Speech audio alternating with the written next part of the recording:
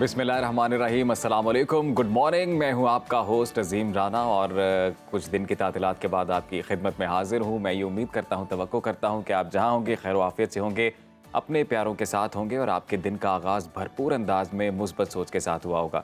तो नाजरीन, प्रोग्राम का बाकायदा आगाज़ करते हैं और आपको ये बताएं कि मुल्क भर में 15 शबानुल मौज़म शब बारात इंतहाई अक़ीदत व एहतराम और मजहबी जोश व जज्बे के साथ मनाई गई। मुल्क भर की मसाजिद में शब बेदारी हुई, महाफिल का इनकाद किया गया। फर्जंदान इस्लाम ने रात भर इबादत और नवाफिल अदा किए। अल्लाह ताला के हजूर गुनाहों से तौबा, बख्शिश और मग़फ़िरत, ईमान और सलामती और रिज़्क़ की कुशादगी के लिए दुआएं मांगी गई। इस मुक़द्दस रात में मुल्क और कौम की सलामती, खुशहाली, अख़ुवत व भाईचारे के फ़रोग़, इस्लाम की सरबलंदी, कश्मीर और फ़लस्तीन की आज़ादी और अपने मरहूमीन की मग़फ़िरत और बुलंद दर्जात के लिए बिलख़ुसूस दुआएं मांगी गई। जितनी इत्तेहाद की ज़रूरत हमें इस वक्त है नाज़रीन, इससे पहले कभी नहीं थी और मुसलमानों को यूनिटी की बेहद ज़रूरत है। अख़ुवत और भाईचारे के फ़रोग़ की इस वक्त ज़रूरत है। हमें चाहिए कि इसको फ़रोग़ दें, गरीबों बेसहारा लोगों की मदद करें और ख़िदमत ख़ल्क़ के जज्बे को मज़बूत करें। तो ये थी इस हवाले से बात कि जी शब बारात जो है वो इंतहाई अक़ीदत और एहतराम के साथ मनाई गई।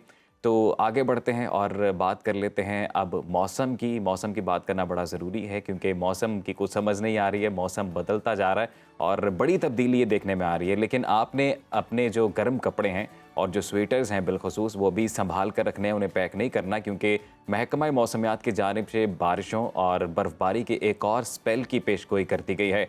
बारिश बरसाने वाली मगरबी हवाओं का एक नया सिलसिला है जो आज मुल्क की हदूद में दाखिल हो रहा है। महकमा मौसमियात के मुताबिक मगरबी हवाएं मुल्क के बालाई इलाकों को अपनी लपेट में ले सकती हैं और बलूचिस्तान में कोयटा, चागी, गवादर समेत जो मुतादिद मकामात हैं वहाँ पर बारिश और बर्फ़बारी का इम्कान ज़ाहिर किया जा रहा है। जबकि केपी में चित्राल, एबटाबाद और पेशावर समेत मुतादिद इलाकों में बारिश और पहाड़ों पर बर्फ़बारी की पेशगोई की गई है। इस्लामाबाद और पंजाब के बालाई इलाकों में भी हल्की बारिश हो सकती है। सिंध में मतला अबर आलूद रहने का इम्कान है। वादी नीलम का अगर जिक्र करते हैं तो वादी नीलम के सियाहती मकामात पर बर्फ़बारी से सर्दी की शिद्दत में इजाफा हो गया है और मज़ीद कई दिन बर्फ़बारी जारी रहने का इम्कान है। तो ये है जी मौसम की ओवरऑल सिचुएशन। कुछ मौसम की समझ नहीं आ रही है। अमूमी तौर पर हम देखते हैं कि जी इन दिनों में जो गर्म मौसम है वो थोड़ा आना शुरू हो जाता है, लेकिन इस बार सर्दी ने भी कंफ्यूज करके रखा हुआ है। दिन में हम देख रहे हैं कि गर्मी होती है और रात के पहर हम देखते हैं कि सर्दी में इजाफा होना शुरू हो जाता है। और फिर नॉर्दर्न एरियाज़ की बिलखसूस हम बात करें, उसकी सिचुएशन तो हमने आपके साथ शेयर की है, लेकिन वहाँ पर भी जो बर्फ़बारी का एक और स्पेल है उसकी पेशेनगोई कर दी गई है। तो साथ ही साथ अब महंगाई की हम बात करते हैं। जैसे मौसम की समझ नहीं आ रही वैसे महंगाई की भी समझ नहीं आती है, लेकिन एक अच्छी खबर है और महंगाई के मारे अवाम के लिए बड़ी खुशखबरी है। रमज़ान की आमद है जी अगले महीने से माशाल्लाह, और रमज़ान से पहले यूटिलिटी स्टोर्स पर रिलीफ पैकेज का एक ऐलान किया गया है। मुख्तलिफ ब्रांड्स के घी और कुकिंग ऑयल की कीमतों में 4 से 100 रुपये तक की कमी कर दी गई है। मुख्तलिफ ब्रांड्स के जो सोप हैं वो भी 15 से 40 रुपये तक सस्ते कर दिए गए हैं और हम ये उम्मीद करते हैं कि रिलीफ अब जो मुस्तहिक अवाम है वहाँ तक पहुँचे। यूटिलिटी स्टोर्स की जानिब से शाह की कीमतों पर कमी का नोटिफिकेशन है वो जारी किया गया है और फौरी तौर पर ये नाफिजुल अमल होगा। और यूटिलिटी स्टोर्स के ज़राए के मुताबिक 30 अरब रुपए जो रिलीफ पैकेज है वो तैयार किया गया है। 4 मार्च से चांद रात तक ये सिलसिला जारी रहेगा रिलीफ पैकेज का, और इस रिलीफ पैकेज के तहत आटा, घी, चीनी, चावल, दाल और बेसन समेत 19 अशिया पर सब्सिडी दी जाएगी। ये भी बताया जा रहा है कि जो ज़्यादा रिलीफ है बेनज़ीर इनकम सपोर्ट के तहत जो मुस्तहिक ख़ानदान हैं उन तक ये रिलीफ फराम किया जाएगा। सबसे पहले उनको इसमें शामिल किया गया है और इसके अलावा जो दीगर सारफीन हैं उनको ख़रीदारी पर 10% तक रिलीफ हासिल होगा। तो ये थी जी आज की अहम खबरें जो हमने आप तक पहुंचाई हैं। और अब हमारा सेगमेंट जिसमें हम हमेशा की तरह एक सेलिब्रिटी आपको दिखाते हैं, उनके बचपन की तस्वीर आपके साथ हम शेयर करते हैं और फिर हम आपसे पूछते हैं कि जी बताएं कि ये कौन सी शख्सियत है, और सही जवाब देने वालों को इनाम मिलता है। तो जी दिखाते हैं जी अपने नाजरीन को कि ये कौन सी शख्सियत हैं जिनके बारे में हमने आपको बताया था। और ये उस्मान खालिद भट्ट साहब जो कि पाकिस्तानी टीवी ड्रामास के बड़े फेमस अदाकार हैं और इन्होंने मूवीज़ भी की हैं। उस्मान साहब ने बड़े ही नामवर अदाकार हैं। ये उनके बचपन की तस्वीर है और बचपन में भी माशाल्लाह उस्मान साहब बड़े क्यूट नज़र आ रहे हैं, बड़े खूबसूरत नज़र आ रहे हैं और उनकी जानिब से ये जो पोज़ किया गया है वाह वाह। तो उनकी तस्वीर जिस अंदाज में खींची गई है, जो पोज़ उन्होंने बनाया है, इस पोज़ को देख के लग रहा है कि ये बच्चा बड़ा होकर बड़ी स्क्रीन पर भी पोज़ दिखाएगा और अदाकारी के अपने जौहर दिखाएगा। तो उस्मान साहब की ये तस्वीर, और जिन साहब ने, जिन ख़वातीन हज़रात ने ये सही जवाब दिया है वो हमारे लकी ड्रॉ में शामिल हो चुके हैं। और फिर जब हम विनर अनाउंस करेंगे तो होपफुली जो जीते हैं उन्हें इनाम मिलेगा। तो आज की तस्वीर अब आपको दिखाते हैं जी, गेस द पर्सनैलिटी। ये तस्वीर अब आप देखें और पहचानें कि ये शख्सियत कौन है, और हमारे फेसबुक पेज पर जाकर कमेंट करें। इसके अलावा व्हाट्सएप नंबर आपकी टीवी स्क्रीन पर है। ये भी एक आर्टिस्ट हैं जो हमारे ज़राए हमें बता रहे हैं जी, और इस बच्चे की तस्वीर को गौर से देखें, पहचानें, गेस करें ये आर्टिस्ट किस तरह के आर्टिस्ट हो सकते हैं। ये कोई सियासी आर्टिस्ट हैं, कोई अदाकारी से रिलेटेड ये काम करते हैं, कोई सिंगर हैं, ये बाप ने पहचानना है। व्हाट्सएप नंबर आपकी टीवी स्क्रीन पर चल रहा है और इस नंबर पर आप व्हाट्सएप करें। फेसबुक पेज पर जाएं सुनो पाकिस्तान के, वहाँ पर कमेंट करें, हमारे यूट्यूब पेज को लाइक करें, सब्सक्राइब करें, और इस तरह से आप हमारे लकी ड्रॉ में शामिल होंगे और आपको मौका मिलेगा बेहतरीन किस्म का जो इनाम है वो जीतने का। तो अब आपको बताते हैं जी कि शहर इक़्तिदार की एक ख़बर हमारे पास पहुंची है, और वो ये कि वहाँ पर गाड़ियों का एक मेला लगा है जी। बिल्कुल लेक व्यू, बड़ा ही खूबसूरत पॉइंट है शहर इक़्तिदार इस्लामाबाद में, और वहाँ पर गाड़ियों की नुमाइश की गई। वहाँ पर गाड़ियाँ लोग लेकर पहुँचे हैं ख़रीदो फ़रोख्त के लिए, और बड़ा ही इंटरेस्टिंग वो इवेंट रहा है। हमारी नुमाइंदा फ़रा रब्बानी गालिबन वहाँ पहुँची, उन्होंने वो सारा इवेंट कवर किया है। तो आइए आपके साथ शेयर करते हैं।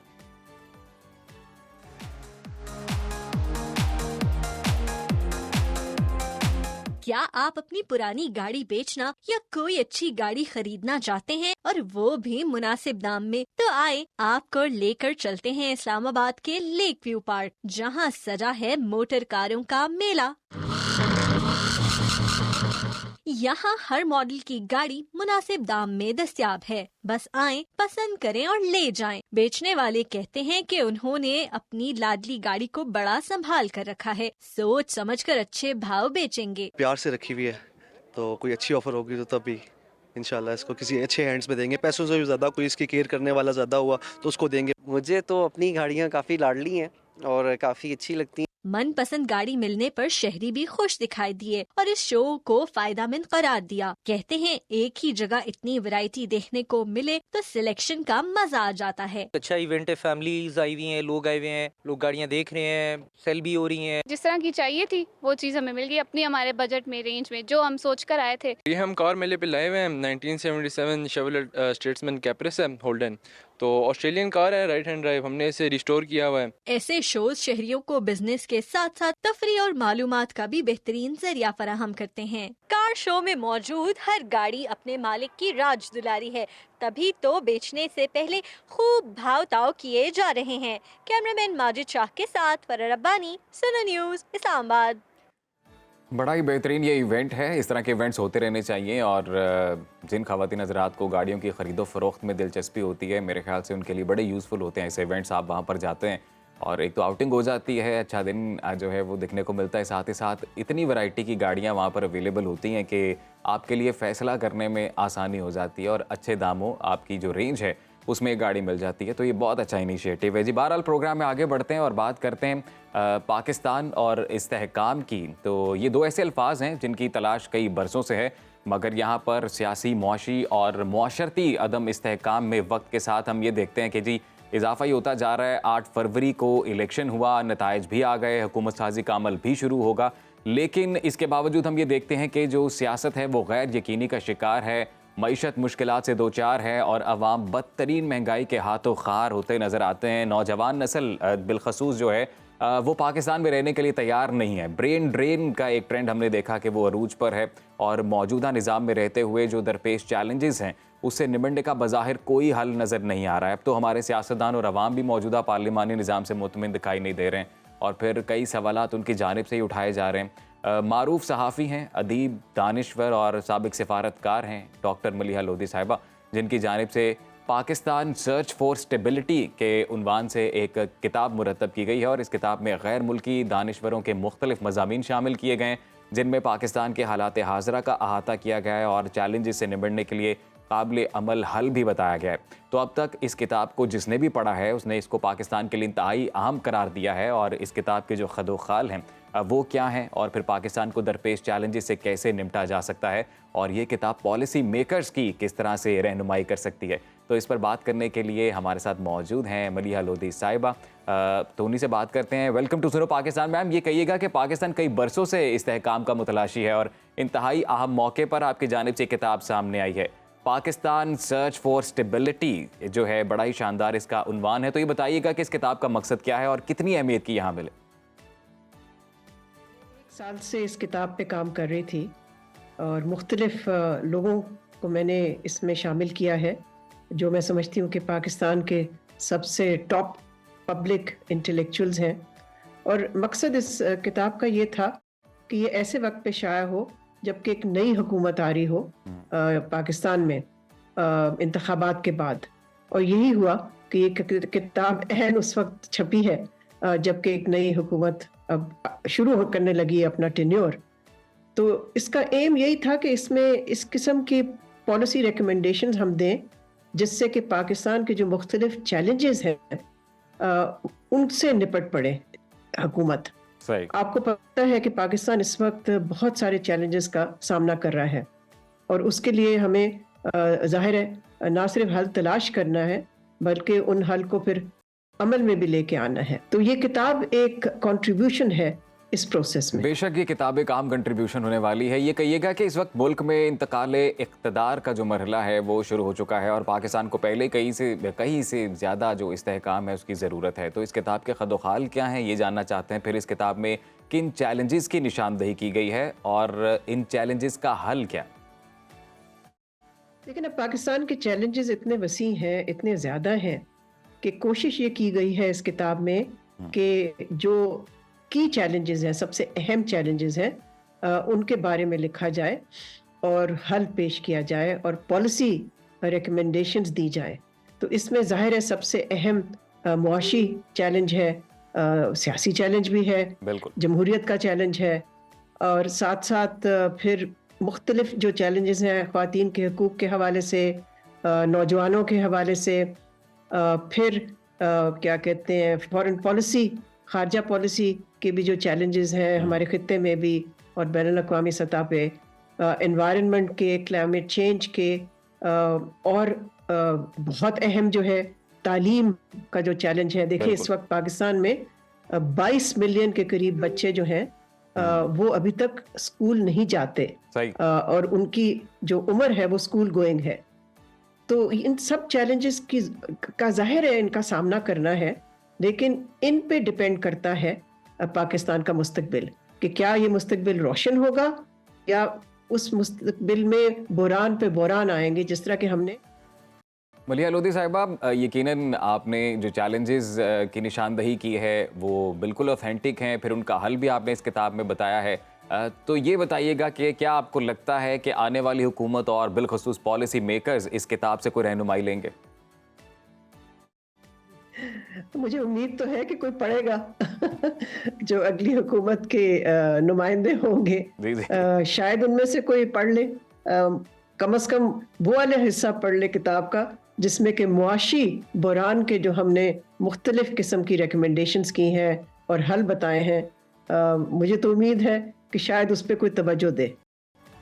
अच्छा, ये बताएं कि जी इसमें तो कोई शक नहीं है कि सियासी इस्तेहकाम ही मुआशी इस्तेहकाम की ज़मानत है और आपने खुद भी अभी इसका जिक्र किया है। तो मुल्क में सियासी कशीदगी और सियासी इख्तलाफात को कैसे ख़त्म किया जा सकता है, इस हवाले से क्या कहेंगे आप? देखिए इस वक्त जो लैक ऑफ पॉलिटिकल स्टेबिलिटी है उसके बहुत वजूहात हैं, लेकिन एक वजह तो उसकी यही है ना कि इस वक्त जिस तरह हम देख रहे हैं कि सियासी कॉन्फ्रंटेशन जो है और सियासी तनाव ज़्यादा है, लेकिन गिव और टेक की सियासत नहीं है, एक दूसरे को बर्दाश्त करने की सियासत नहीं है। बिल्कुल। तो हमें तो कोशिश यही करनी चाहिए कि हमने अपने सियासतदानों को ये मशवरा दें कि आप आपस में मिल के काम करें। देखिए कोई जीतता है कोई हारता है इंतखाबात में, लेकिन जो जीतता है उसकी फिर ये जिम्मेदारी भी होती है कि जो अपोजिशन में बैठते हैं लोग, और अपोजिशन आप देखेंगे कि ये आने वाली जो नेशनल पार्लियामेंट उसमें एक बहुत ही स्ट्रॉन्ग ऑपोजिशन होगी। तो जरूरत है इस बात की कि उनके साथ स्ट्रॉन्ग ओपोजिशन होगी, बिल्कुल। अच्छा, ये कहिएगा कि मुल्क में कौमी मुफाद के बजाय ज़ाती मुफाद की जंग जारी रहती है, हमेशा से हम ये ट्रेंड देखते हैं, फिर सियासी जमातें एक दूसरे के साथ बैठने के लिए तैयार नहीं है। तो अगर खुदा न खास्ता इस बार भी मुल्क में सियासी इस्तेहकाम नहीं आता तो ये मुल्क के लिए कितना नुकसानदेह है, कितना ख़तरनाक साबित हो सकता है? हमने देखा है हाल में कि हमारी जो पॉलिटिकल स्टेबिलिटी नहीं रही, उसकी वजह से कितना ज़्यादा डैमेज हुआ है हमारी मईशत को, हमारी इकोनॉमी को। जी। तो हमारा तो यही ख्याल है, इस किताब में भी मैंने भी यही लिखा है और मुख्तलिफ और जो कंट्रीब्यूटर्स हैं इस किताब में उन्होंने भी यही कहा है कि ज़रूरत इस बात की है कि पॉलिटिकल स्टेबिलिटी इस्टेब्लिश हो, ताकि जो डैमेज हमने ऑलरेडी देखा है इकोनॉमी को उसमें मज़ीद इजाफा ना हो। तो जाहिर है सबसे बड़ा खतरा तो मईशत के लिए है। अच्छा, मलिया लोधी साहिबा, ये कहिएगा कि क्या आप ये समझती हैं कि अगर पाकिस्तान ने तरक्की करनी है और इस्तेहकाम की तरफ जाना है और दुनिया में अपना मकाम बनाना है तो हमें मौजूदा सियासी निज़ाम को बदलना होगा? हम जिस तरह से जमहूरियत चलाते हैं उसको बदलना होगा। निज़ाम में कोई ख़राबी नहीं है। हमारी जो अवाम है वो तो जमहूरियत चाहती है और एक जमहूरी निज़ाम चाहती है। तो उस हवाले से तो आपने ये भी देखा है कि जो हाल में इंतखाबात हुए हैं उसमें लोगों ने जमहूरियत को भी वोट दिया है। लोगों का कहना था, कुछ लोगों का कहना था कि वोटर्स नहीं आएंगे ज़्यादा वोट करने के लिए। तो ये तो गलत साबित हुआ और ये गलत साबित हुआ और इसके बरक्स जो चीज़ साबित हुई वो ये कि लोगों में इत्मीनान है जमहूरियत के लिए। तो जो लोग जमहूरियत को चलाते हैं उनको इस्लाह करने की ज़रूरत है। उनको जिस तरह से वो चलाते हैं जमहूरियत को उसको तब्दील करना चाहिए। बहुत शुक्रिया मलिया लोधी साहिबा, फॉर्मर रिप्रेजेंटेटिव, फॉर्मर परमानेंट जो रिप्रेजेंटेटिव टू यूनाइटेड नेशन रही, और बड़ा ही खूबसूरत जवाब इनकी जानिब से दिया गया। और पाकिस्तान सर्च फॉर स्टेबिलिटी जिस उन्वान से ये किताब लिखी गई है तो आई एम श्योर कि ये काफ़ी हेल्पफुल होगी। आप सबको, हम सबको भी ये किताब पढ़नी चाहिए और देखना चाहिए कि इसमें क्या लिखा है और कौन से रास्ते बताए गए हैं। तो जी, यहाँ पर ब्रेक शामिल करते हैं, ब्रेक के बाद वापस आएंगे, प्रोग्राम आगे बढ़ाएंगे। आप कहीं मत जाइएगा, देखते रहिए सुनो पाकिस्तान।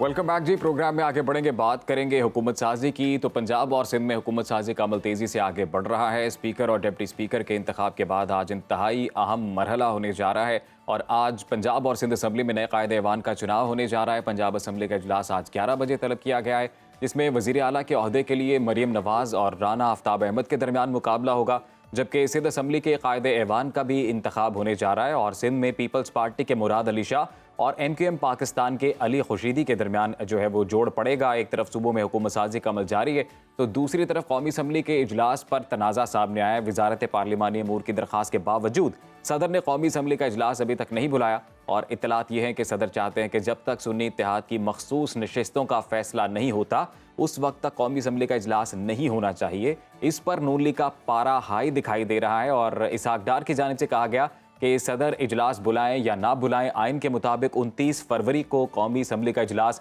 हर सूरत होना है। तो इस तमाम सूरत हाल पर बात करते हैं। हमारे साथ सीनियर सियासतदान मोहम्मद अली दुरानी साहब मौजूद हैं। दुरानी साहब, thank you so much for your time, welcome to Suno Pakistan. Sir, ये कहिएगा कि सूबों में तो हुकूमत साजी का अमल शुरू हो चुका है मगर कौमी असम्बली का इजलास ताखीर का शिकार है और सदर का ये मौक़िफ़ है कि पहले सुन्नी इत्तेहाद की मखसूस नशिस्तों का फैसला किया जाए, फिर कौमी असम्बली का इजलास बुलाया जाएगा। तो क्या सदर पाकिस्तान का इजलास ना बुलाने का फैसला दुरुस्त है? बिस्मिल्लाहिर्रहमानिर्रहीम।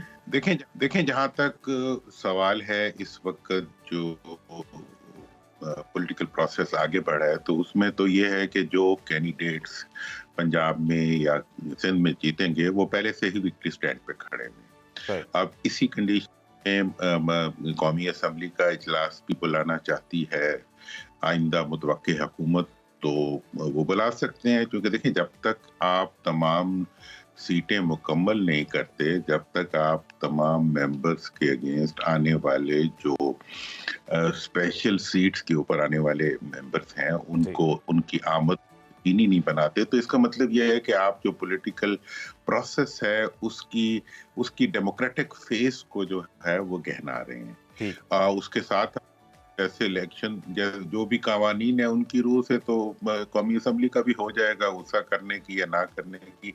अगर कोई हैसियत पे बैठा हुआ फर्द है उसकी एक राय हो सकती है, वो अपनी राय दे रहे हैं।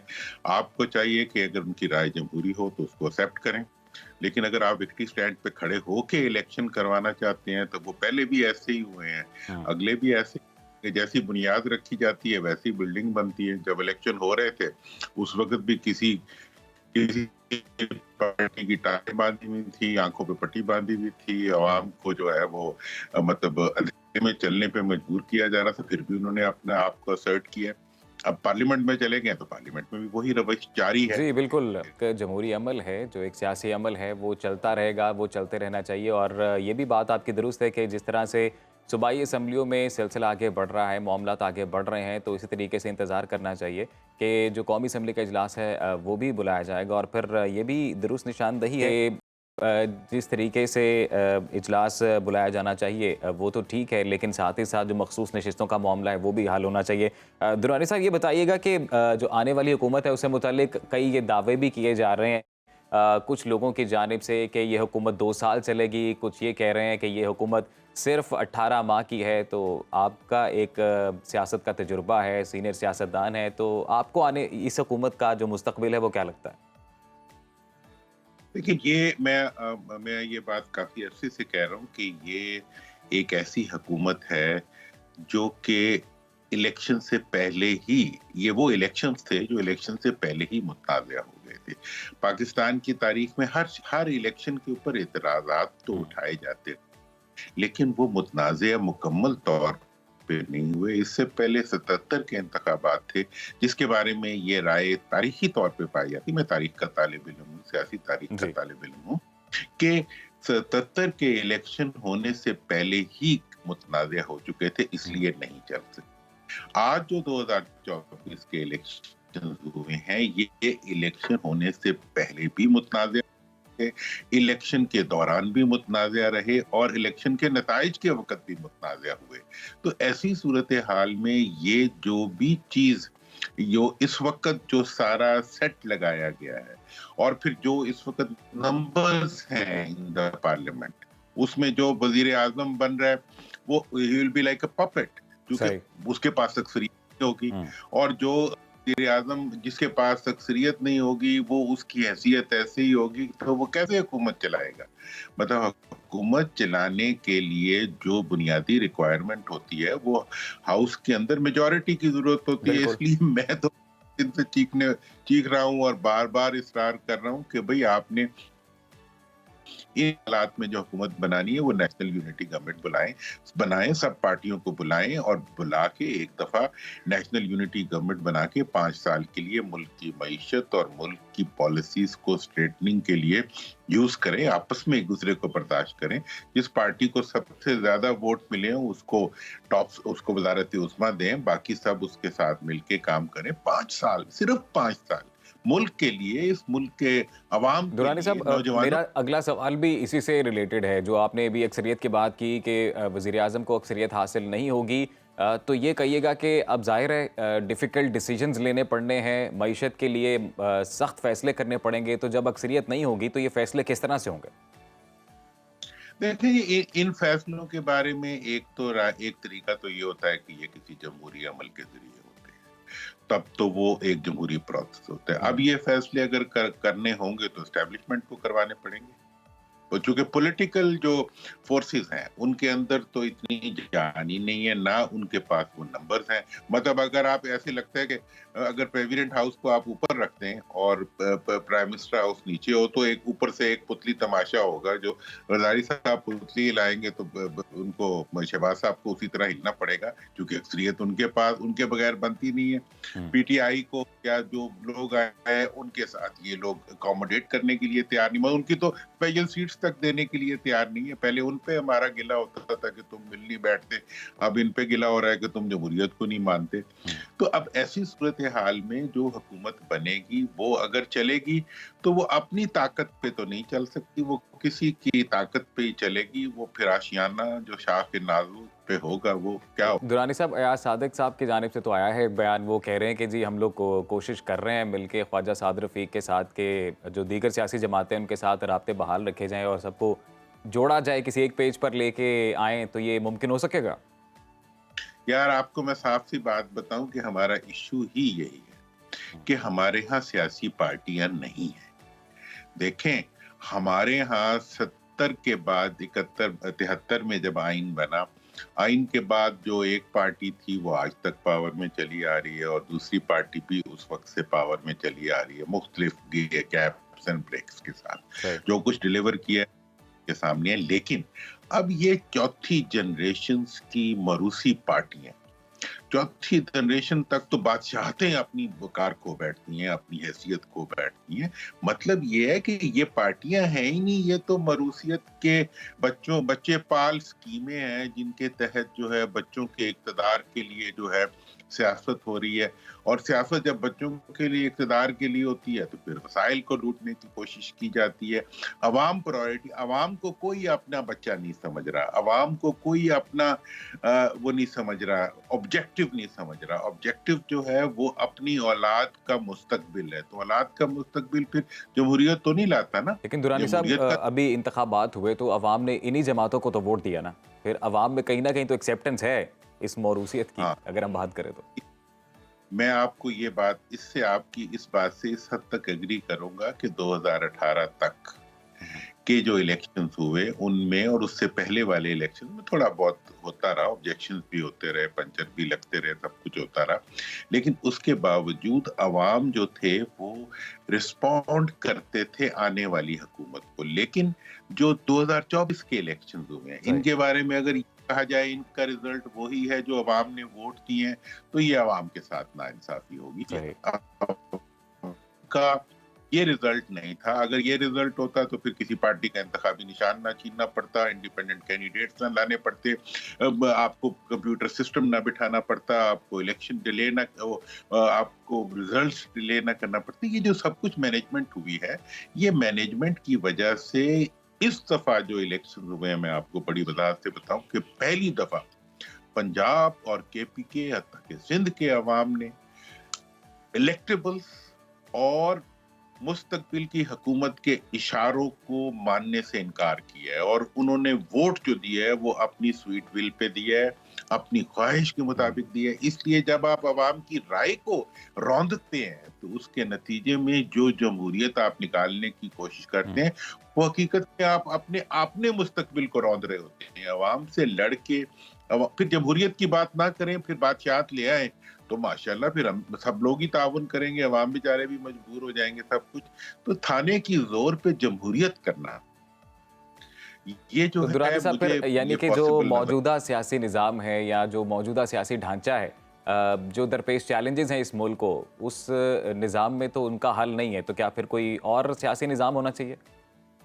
देखिए, सियासी निज़ाम तो है ही जमहूरियत, और आज तौर में मुरवजा तौर पे जमहूरियत से बेहतर कोई निज़ाम नहीं है जिसमें आप, लेकिन जमहूरियत होती किस चीज का नाम है? अवाम के वोट का नाम है ना। कहाँ है अवाम का वोट? कहाँ रिफ्लेक्ट हो रहा है अवाम का वोट? आप आज जाके देख लें, अवाम में खड़े हो जाएं, जाके आप कैमरा पकड़ें और चले जाएं, फिर चला सकें या ना चला सकें, अवाम से जाके पूछ लें अवाम क्या कह रहे हैं। अवाम का कोई भी सेगमेंट जो है, जब इतनी बड़े पैमाने के ऊपर अवाम की राय के अलरगम कोई चीज बनाई जाती है, ये अभी आप देख लेना असेंबलियों में क्या रहे भाई, एक बंदे इलेक्ट होके आ गए हैं, वो चलो एक पार्टी बेचारों ने अपनी छोड़ दी, दूसरी पार्टी में चले गए, तो आप उनको कम से कम उनकी रिजर्व सीटें तो दे दें। आपने टांगे भी बांधनी है, आंखों पे पट्टी बांधनी है, गले में भी जंजीर डालनी है, और उसके बाद आपने कहना है दौड़ के दिखाओ कितना दौड़ते हो। लेकिन वो रिजर्व सीट्स तो मिल जाएंगे दुरानी साहब। आज तो ईसीपी का अहम इजलास भी होने जा रहा है और फिर जो प्रेसिडेंट है उसको जब सामने रखें तो रिजर्व सीट्स तो नहीं छीनी जा सकती किसी भी तरीके से, वो तो मिल जाएंगी। तो उसके बाद आप सिचुएशन कुछ डिफरेंट देखते हैं?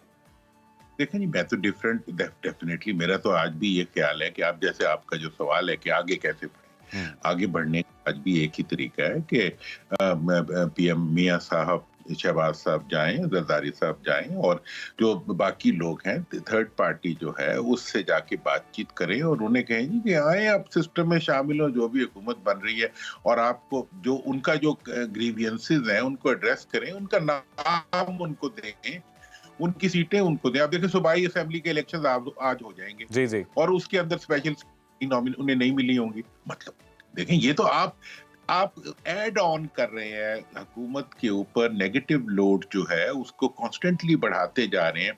हर कदम जो है वो जमहूरियत के बजाय। अच्छा दुरानी साहब, जाते जाते एक और अहम सवाल का जवाब देते जाइएगा कि नून लीग की जानिब से एक बिहेवियर सामने आ रहा है कि जी ज़बरदस्ती उन्हें ये हुकूमत जैसे दिलवाई जा रही है, अब वो इतने खुश नहीं हैं, तो क्या लगता है आपको, ज़बरदस्ती कोई हुकूमत दिलवाई गई है उन्हें? देखिए जी, मैं तो ये समझता हूँ कि उन्होंने जबरदस्ती हुकूमत ली है, अच्छा, दिलवाई नहीं गई।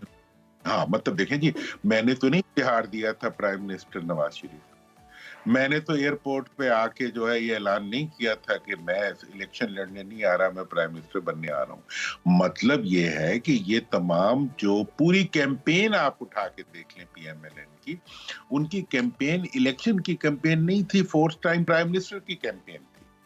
तो अब एक तो ये है कि लीडरशिप को ये बहुत बड़ा चैलेंज है कि उन्होंने अपने प्राइम मिनिस्टर के कैंडिडेट को भी मतलब भरवा दिया, या वो उनमें इतनी वो है गट्स, वो है जिसे कहते हैं अंदर से एक एहसास है कि उन्होंने उस एहसास के तहत जो है अपने आप को विड्रॉ कर लिया, क्योंकि बाज़ लोग इतना नेगेटिव लोड नहीं ले सकते। तो फीलिंग ऐसे होती है कि मियां नवाज शरीफ साहब ने ये महसूस किया कि इतनी मनफी जिसे कहते हैं सूरत हाल के अंदर, इतनी अवामी रिएक्शन के अंदर मुझे आगे नहीं आना चाहिए, वरना वो प्राइम मिनिस्टर बन सकते थे, लेकिन उन्होंने नहीं बनने का फैसला किया। तो लिहाजा इस आपका ये कहना है कि जो मसाइल हैं इस वक्त मुल्क और कौम को जो दरपेश चैलेंजेस हैं, उनका हल कौमी हुकूमत है, उनका हल नेशनल यूनिटी में, फिर कौमी हुकूमत और नेशनल यूनिटी गवर्नमेंट में, नेशनल यूनिटी गवर्नमेंट एक इंटरनेशनल लेवल पे एक एक्नॉलेज टर्म है जिसको मुश्किल में जमहूरी मुल्कों ने अख्तियार किया है। ये ब्रिटानिया ने किया, जर्मनी ने किया, इसने साउथ अफ्रीका ने किया, आयरलैंड में बहुत सी मिसालें दे सकता हूँ। और जब कोई आज की तरह की सिचुएशन बनती है तो कौमों की लीडरशिप जो बिल्कुल आपने दुरुस्त फरमाया। मोहम्मद अली दुरानी साहब, बहुत शुक्रिया, आपने सुनो पाकिस्तान को वक्त दिया और ये चैलेंजेस हैं दरपेश हैं जिनका सामना है, उसके लिए नेशनल लेवल पर यूनिटी की बेहद ज़रूरत है। तो यहाँ पर ब्रेक शामिल करते हैं जी, ब्रेक के बाद वापस आएंगे।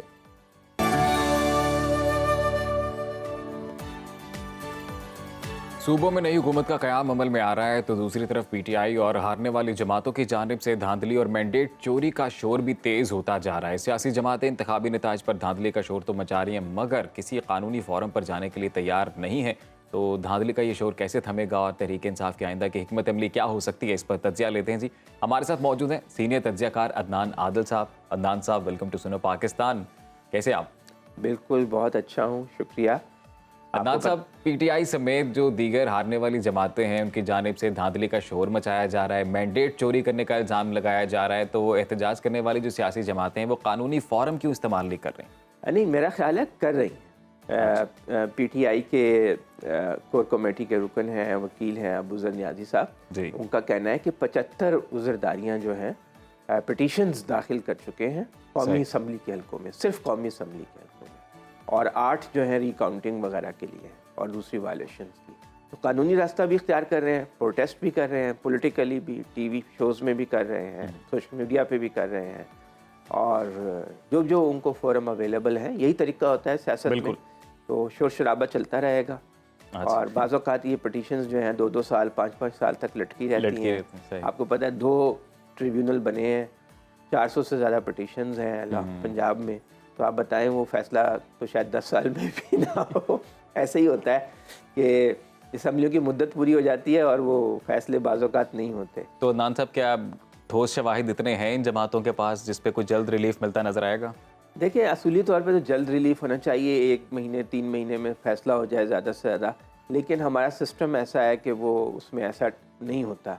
लेकिन ये कि उनका दावा ये है कि उन्होंने पोलिंग स्टेशंस पर जो रिज़ल्ट इकट्ठे किए और तमाम पोलिंग स्टेशन के फॉर्म्स जमा किए, तो उनका नतीजा और है, और जो इलेक्शन कमीशन के रिटर्निंग अफसर ने अनाउंस किया वो और है। फॉर्म 45 अलग है, फॉर्म 47 अलग है। और अब ये बात सिर्फ PTI नहीं कह रही है, जमात इस्लामी भी कह रही है, तहरीक लब्बैक भी कह रही है, ये बात शाहिद खाकान अब्बासी भी कह रहे हैं, मुस्तफ़ा नवाज़ खोखर भी कह रहे हैं। तो जो PTI के साथ नहीं हैं वो लोग भी ये दावा कर रहे हैं। इलेक्शंस पे काफ़ी सवालिया निशानात उठ गए हैं, मुतनाज़ा हो गए हैं और उनकी साख, अखलाकी साख जो है वो अदनान साहब, आपको क्या लगता है कि अब कितना अरसा ये कन्वर्सेशन चलेगी? चलती कितना अरसा ये बातचीत होती रहेगी?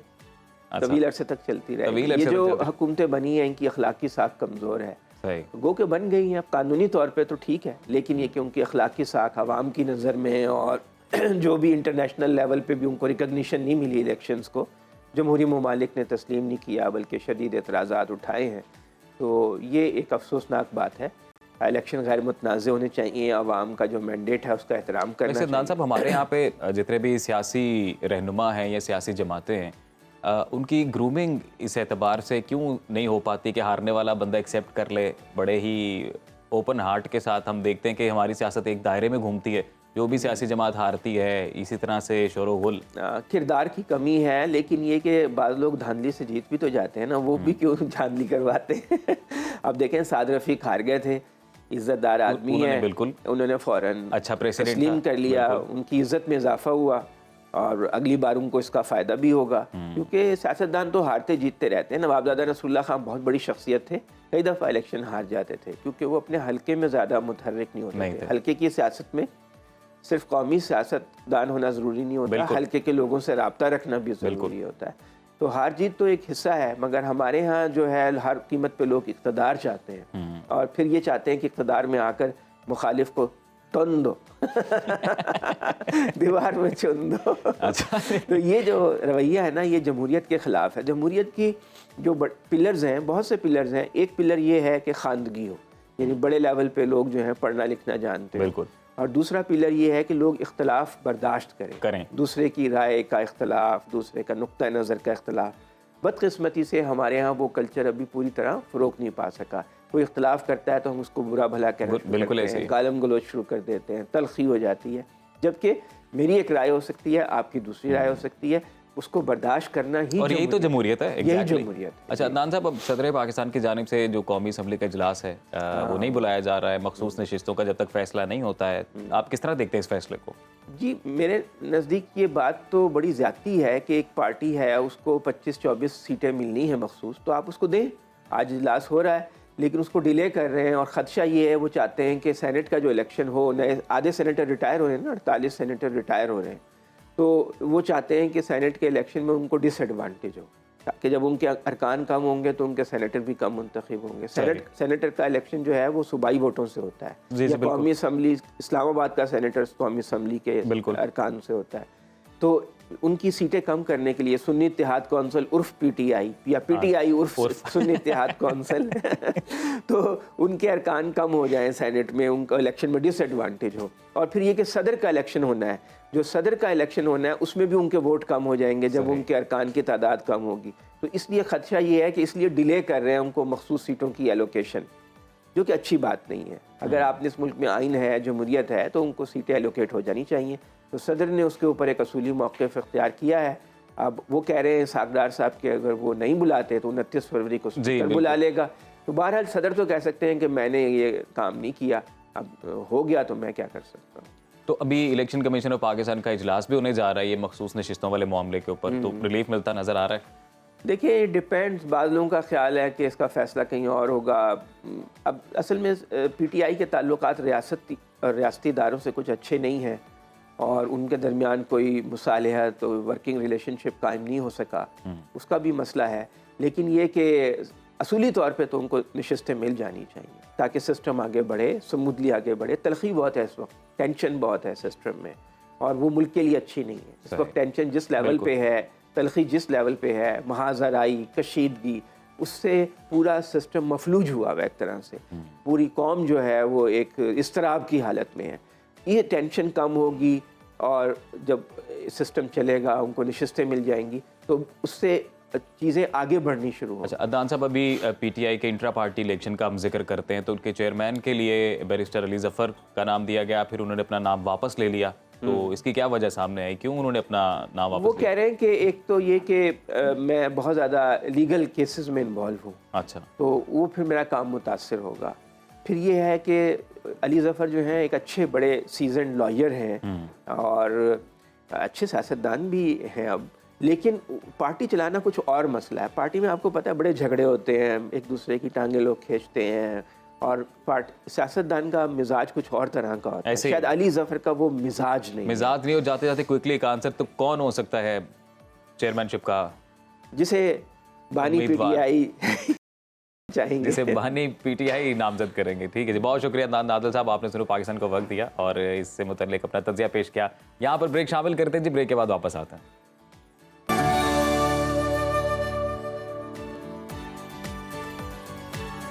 Welcome back. प्रोग्राम में आगे बढ़ेंगे और बात करेंगे सेहत से मुतालिक अहम टॉपिक की। तो दुनिया भर में मोटापे की बीमारी में खतरनाक हद तक इजाफा देखने में आ रहा है। वर्ल्ड ओबेसिटी फेडरेशन की ताज़ा रिपोर्ट में इंकशाफ किया गया है कि इस वक्त दुनिया की 2 अरब 60 करोड़ आबादी मोटापे का शिकार है, जो दुनिया की कुल आबादी का तकरीबन 38% हिस्सा बनता है। रिपोर्ट में खबरदार किया गया है कि अगर मोटापे की बीमारी इस तेजी के साथ बढ़ती रही तो 2035 तक दुनिया की आधी से ज्यादा आबादी इस खतरनाक बीमारी का शिकार हो जाएगी, जिसके बायस कई बीमारियां जन्म लेंगी और नागहानी अमवात में इजाफा होगा।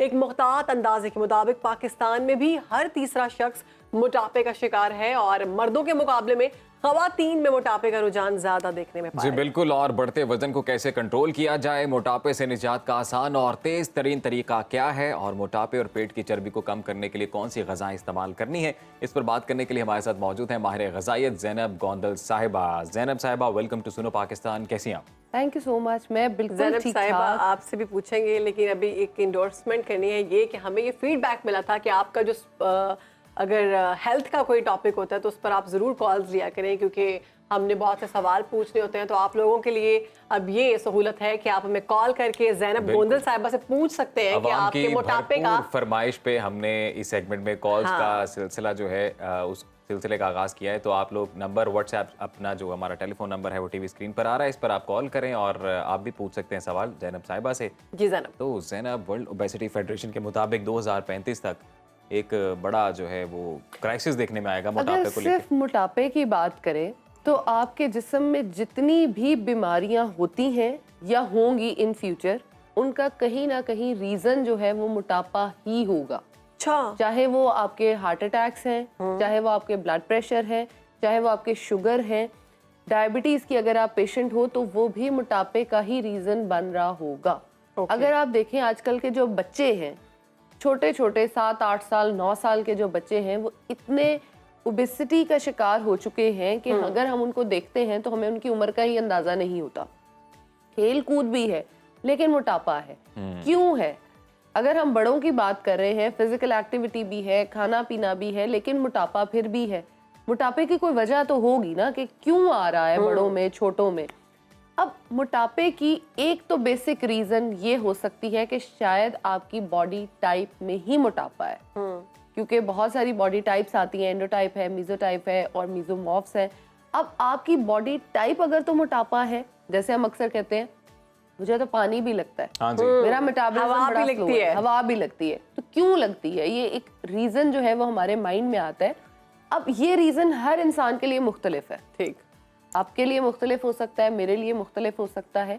इसका बेसिक रीज़न एक तो मेटाबॉलिज्म भी आता है, लेकिन अगर मोटापे की हम बात करें तो हमारी बॉडी में कितनी इंसुलिन रिलीज़ हो रही है, कितने हमारी बॉडी में फैट्स रिलीज़ हो रहे हैं, इसका सारा जो है दारोमदार इन चीज़ों पर होता है। अब फॉर एग्जांपल कोई औरत है, उसका पोस्टमार्टम यानी बेबी के बाद जो है वो वज़न बहुत ज़्यादा गिरना शुरू हो गया है, तो वो क्यों गिर रहा है? ठीक, और बहुत ज्यादा बढ़ रहा है तो क्यों बढ़ रहा है? इस पर बात करेंगे, लेकिन ये भी हमारे साथ कॉलर मौजूद है माजिद कामोकी से। जी माजिद, अस्सलाम वालेकुम, क्या सवाल है आपका? जी वालेकुम सलाम व रहमतुल्लाहि व बरकातहू।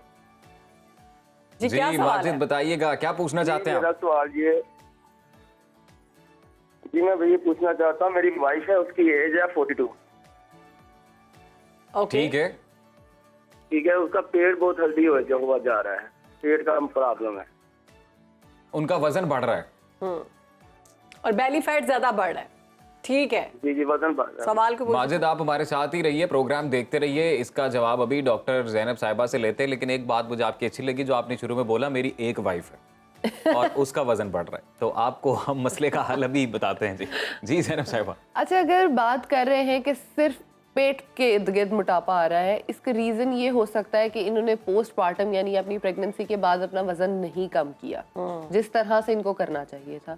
नंबर 2 रीज़न ये हो सकती है कि ये बिल्कुल फिजिकली इनएक्टिव है, चलना फिरना।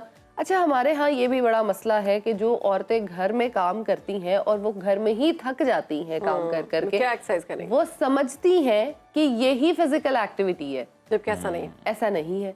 उनको लगता है कि शायद लाउंज से किचन, किचन से ड्राइंग रूम, बेडरूम, ये उनकी वॉक हो रही है। ये वॉक नहीं है। आपकी वॉक जो है वो ब्रिस्क वॉक है, जो आप इकट्ठी 10 मिनट करो, 20 मिनट करो। अच्छा, जैसे हमारा दीन कहता है ना कि जो आपकी नीयत है वही आपको फल मिल रहा होता है। Same is the case with your weight loss और आपकी एक्सरसाइजेस। अगर आप अपने माइंड में ये सोच के करते हो, सोचते हुए भी अगर आप सोच लेते हो कि मेरा वजन कम हो रहा है, तो वो सोते हुए भी कम होना शुरू हो जाता है। अच्छा जैनब, जो आपने कुछ रीजंस बताई ये तो समझ आती हैं कि वन वे और दी अदर कुछ ऑथेंटिक रीजंस हैं जी, आपकी जेनेटिक्स हैं या कोई और मसाइल हैं। एक ये है कि आप हेल्दी हैं लेकिन आपका लाइफस्टाइल अजीब है जिसकी वजह से आपने वजन बढ़ा लिया है, तो वो बताएं जरा उस बारे में। अच्छा, अगर आप हेल्दी हो, आपने अपना लाइफस्टाइल की वजह से अपना वेट बढ़ा लिया है, तो सबसे पहले तो ये चीज समझनी चाहिए, जैसे वो कह रहे हैं कि बेली फैट है, हम कभी भी टारगेटेड वेट लॉस नहीं करवा सकते। सही है। अगर आप कहो कि सिर्फ मेरा पेट कम हो जाए, मेरे शोल्डर्स कम हो जाए, मेरे थाइस कम हो जाए, ऐसा नहीं हो सकता। गुल हमीद साहब हमारे साथ हैं, ये जवाब आपका लेंगे जी। अस्सलाम वालेकुम गुल हमीद साहब, कैसे हैं? वालेकुम अस्सलाम जनाब, खैरियत है जी। जी कहिए, क्या सवाल है आपका? अच्छा अपना राना भाई, मेरा वजन 83 है। अच्छा जी। 83 किलो। ठीक है जी। उम्र कितनी? उम्र 45। माशाल्लाह जी। और आपकी हाइट? हाइट तकरीबन 5 फुट 6 इंच है। ठीक, सही है। तो सवाल क्या है जी? मसला मेरा ये है कि पेट खैर नहीं बढ़ा हुआ, वजन मेरा ये है और इसी की वजह से चर्बी भी है और टांगों में दर्द होता है ज्यादा। ज़ैनब आप सवाल एक अच्छी बात है, कह रहे हैं पेट नहीं बढ़ा हुआ। अच्छा जी, पेट नहीं बढ़ा हुआ। ठीक है। आपका सिंपल सा हल जो है वो ये है कि आपकी जो टांगों में दर्द होता है वो बहुत ज़्यादा बैठने की वजह से होता है। बाकी आपकी बॉडी अगर नहीं मुटी, इसका मतलब ये है कि आपकी डाइट ठीक है लेकिन आप फिजिकली एक्टिव नहीं हो। आप अपनी डेली रूटीन में 5 मिनट से वॉक शुरू करें, क्योंकि अक्सर लोगों का ये रीज़न होता है मेरी तो टांगों में दर्द होती है, मैं इसीलिए वॉक नहीं करता या करती। दोनों औरतों की अक्सर कहती हैं घुटनों में दर्द होता है। अब जिनके घुटनों में दर्द है वो भी वॉक से ठीक कर सकती हैं। ठीक। अब अगर आप 5 मिनट वॉक करते हो, अगले दिन 10 मिनट पे आ जाते हो, 3-4 दिन 10 मिनट पे रहते हो, फिर 20 मिनट पे जाते हो, तो आपकी जो टांगों का दर्द है वो भी ठीक हो जाएगा। और आपका अगर मोटापा है इसकी वजह से, तो वो भी ठीक हो जाएगा। ये कुछ विटामिन डेफिशिएंसीज की वजह से भी हो सकती है? बिल्कुल, विटामिन डेफिशिएंसीज की वजह से हो सकती हैं, जिसमें विटामिन डी मोस्ट कॉमन जो है, हम उसकी बात कर रहे होते हैं। Legs pen?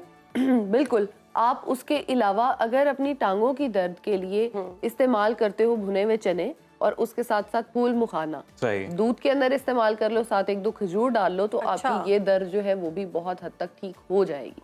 अच्छा, हम क्या फूड के साथ सिर्फ जो फूड डाइट की जाती है उससे हम वेट लॉस कर सकते हैं? बिल्कुल कर सकते हैं कि डाइट का आपके वेट लॉस पे 70 to 80% रोल होता है। अब अगर आप कहें कि शहरबानो, आप कह रही हैं कि मैं डेली बेसिस पे जिम जा रही हूँ, मुझे 6 महीने हो गए हैं जाते हुए, मेरा 1 किलो वजन कम नहीं हुआ, बल्कि मेरा वजन बढ़ना शुरू हो गया। रीजन क्या है? आपका खाना। अगर आप खाना कम कर दोगे वजन कम हो जाएगा, खाना ज्यादा कर दोगे वजन ज्यादा हो जाएगा। फिजिकल एक्टिविटी हम पता है क्यों इंट्रोड्यूस कराते हैं, ये वॉक या एक्सरसाइज, इसलिए ताकि आपकी बॉडी टोन भी हो। ठीक। क्योंकि वेट लॉस अगर सिर्फ हम कह रहे हैं तो वजन कम तो सिर्फ आप पाके करना शुरू कर दें उससे भी हो जाएगा, लेकिन एक हेल्दी वेट लॉस करना वो बड़ा जरूरी है। अच्छा, सबसे मुश्किल जो है ना, जैसे उन्होंने भी कहा, पेट की चर्बी, जो बेली फैट है उसको, लोअर बेली फैट, और ये जो आपने कहा पोस्टपार्टम के बाद, ये ज्यादा मुश्किल है। तो अगर किसी का सी सेक्शन हुआ है और वो वर्कआउट ज्यादा नहीं कर सकता, तो उसको अपनी क्या फौरन डिलीवरी के बाद ऐसी कौन सी चीजें, ऐसी कौन सी रूटीन, ऐसी कौन से फूड है जो उसको इस्तेमाल करने चाहिए? कोई पानी भी है स्पेशल जो पी सकते हैं जिससे आपका पेट जो है बिल्कुल साफ लग जाए? अब डिलीवरी के बाद फौरन हम ये सोच लेते हैं कि अगर स्पेशली सी सेक्शन हुआ है तो हम सिर्फ बेड पर ही रहेंगे। This is wrong. ये बिल्कुल गलत है। अगर आपकी प्रेगनेंसीज भी मुश्किल हैं, आपके लिए चलना फिरना 7th 8th 9th मंथ में मुश्किल है, आफ्टरवर्ड्स ना चलना या बेड रेस्ट का मतलब ये नहीं है कि 24 घंटे बेड पे रहा जाए। उसका मतलब ये है कि आप सारा दिन काउच पे ना बैठे रहें, अब बहुत ज़्यादा बाहर ना निकले। बेड पर लेटने से मुराद ये है कि आप उठ के हर घंटे के बाद थोड़ी बहुत चहलकदमी करें, बहुत ज़्यादा नहीं तो 2-4 मिनट वॉक कर लें। सही। 2-4 मिनट वॉक से आपका प्रेगनेंसी में ही पहले वजन नहीं बढ़ेगा और उसके बाद पोस्टपार्टम में भी सेम प्रैक्टिस है कि अगर आपका पोस्टपार्टम में वजन बढ़ गया है, हर औरत के अपने अपने रीजंस हो सकते हैं, नो डाउट, लेकिन सबसे पहला रीजन यही है कि आप 2 से 4 मिनट वॉक करें। उसके बाद अपनी ज़ैनब हमारे साथ कॉलर हैं बिलाल अटक से, उनसे बात करते हैं। अस्सलाम वालेकुम बिलाल, कैसे हैं आप? कहिए क्या सवाल है आपका? वालेकुम सलाम सर, क्या हाल है? ठीक है, खैरियत है? बेहतरीन, वी आर गुड। अच्छा सर, ये मेरे ज़ैनब गोंदा साहिबा से सवाल है कि मेरा वजन बहुत बढ़ता जा रहा है। मैं 28 ईयर्स ओल्ड का हूँ, तो वजन बहुत ज्यादा 97 kg हो गया है मेरा वजन। और मैं वॉक भी करता हूँ, रनिंग भी करता हूँ, ठीक है, डाइटिंग भी मेरी है। बिलाल कितना वेट हो गया आपका? 97 kg हो गया। 97? जी जी 97। और आपका वेट पहले कितना था, अभी हाइट क्या है, एज क्या है, ये भी बताएं डिटेल्स। 6.2 हाइट है मेरी और 28 ईयर्स ओल्ड हूँ मैं, और मैं रनिंग भी करता हूँ, परफेक्ट हूँ, वर्जिश वगैरह करता हूँ, लेकिन वजन रुक ही नहीं रहा। खुराक ही मेरी काम है, डाइट नहीं। हाइट के मुताबिक ठीक नहीं है। एज क्या है आपकी? 6.2। एज, उम्र? एज 28 ईयर, 28 साल। ठीक है बिलाल, आप प्रोग्राम देखते रहिए। डॉक्टर ज़ैनब साहिबा से आपके मसले का हल अभी पूछते हैं हम। जी डॉक्टर साहिबा, 6'2" हाइट है, 97 वेट है, लेकिन 6'2" के लिए मेरे ख्याल से ठीक नहीं है। अपना बंदा बहुत पतला और लंबा लगता है। हर बंदे की अपना अपना डिजायर्ड बॉडी होती है, वो उसमें फिट इन रहना चाहता है। अच्छा, पहली चीज ये कि आप डेली बेसिस पे जो रनिंग कर रहे हो ना, उसमें भी प्रॉब्लम एक है। अच्छा। वो प्रॉब्लम ये है कि आपने डेली का एक ट्रैक रखा हुआ होगा और एक ही सूटेबल टाइम रखा हुआ होगा। जैसे फॉर एग्जांपल आप 7 बजे 8 बजे 7 से 8 पूरे आप जॉगिंग या रनिंग करते होगे। सही। अब आपकी बॉडी जो है वो प्रोन हो गई है कि 1 घंटा ये एक्सरसाइज मेरे साथ होनी है, तो इसका मैंने असर नहीं लेना। जैसे हम एग्जैक्टली जैसे हम ढीठ होने की एक्टिंग करते हैं ना, हमारी बॉडी भी हो जाती है। बिलाल आपकी बॉडी ढीठ हो गई। बिलाल अपना वक्त चेंज करें। उसको ठीक करने का तरीका भी है। 7 से आपके पास टाइम नहीं है, नो प्रॉब्लम एट ऑल। किसी दिन 7:05 पे चले जाए, किसी दिन 7 बजे शुरू करके 7:30 खत्म कर दे, यानी अपने साइकिल को पूरा 1 घंटा मत रखे। किसी दिन 45 मिनट्स, किसी दिन आधा घंटा, किसी दिन 20 मिनट। मेरा एक सवाल है कि ये बॉडी सिर्फ एक्सरसाइज में ढीठ होती है, ये हमारे काम में क्यों नहीं ढीठ होती? काम हर चीज में, डेली रूटीन में वही कर रहे होते हैं। हर चीज में जिस पे हम उसको ट्रेन कर देते हैं, वो समझ लेती है कि ये मेरे साथ हो गया है। ठीक। आप उसको डेली ये बता दे। अच्छा, it's basically all your training, आपने उसको किस तरह से ट्रेन करना है। साइकिल पे आपने चलाना है, एक साइकिल है। जैसे टाइम का डिफरेंस करना है, उसमें एक और चीज ये करनी है कि अगर आप सिर्फ रनिंग करते हो, इसका मतलब ये है कि आपका जो हार्ट का बीट है वो सेम रहता है, तो वजन कम नहीं होता। वजन कम कब होता है? हाँ। जब ऊपर जाए आपकी हार्ट बीट या नीचे जाए। बिल्कुल, आप अपनी एक्सरसाइज का जो मोड है उसको चेंज कर लें। अगर फॉर एग्जांपल स्प्लिंट मारें बीच में, फिर आप थोड़े से जॉग करें। आप जॉगिंग कर रहे हो, वॉक करने लग जाओ, फिर रनिंग करने लग जाओ, फिर जॉगिंग करने लग जाओ। ये ज्यादा इजी है, मैं तो ऐसे ही करती हूँ।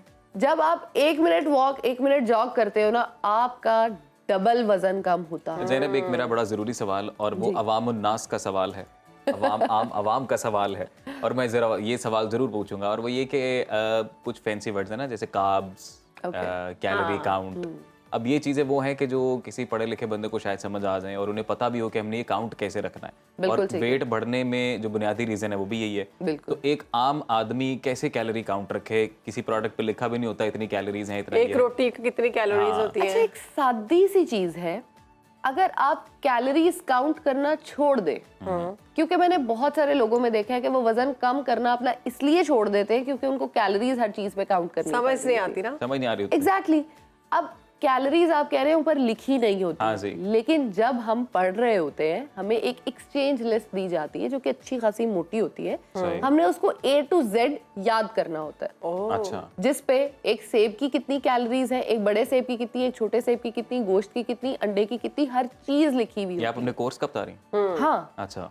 अब अगर तो कोई बहुत ज्यादा अपनी कैलोरीज काउंट करना चाहता है तो वो बिल्कुल एक्सचेंज लिस्ट से देख सकता है, लेकिन मैं ये रिकमेंड करूंगी कि आप कैलोरी काउंट को बंद कर दीजिए और अपना कैलोरीज खुद काउंट छोड़ दें। अच्छा ज़ैनब, चूंकि हमारा सेगमेंट लोगों को बड़ा पसंद आ रहा है तो हमें ठंडे इलाके से भी कॉल आई है, गिलगित से कलीम उल्ला खान की। तो कलीम, वहां पर तो मैंने सुना था लोग बड़े पतले होते हैं, तो वहां पे भी मोटापे का मसला है?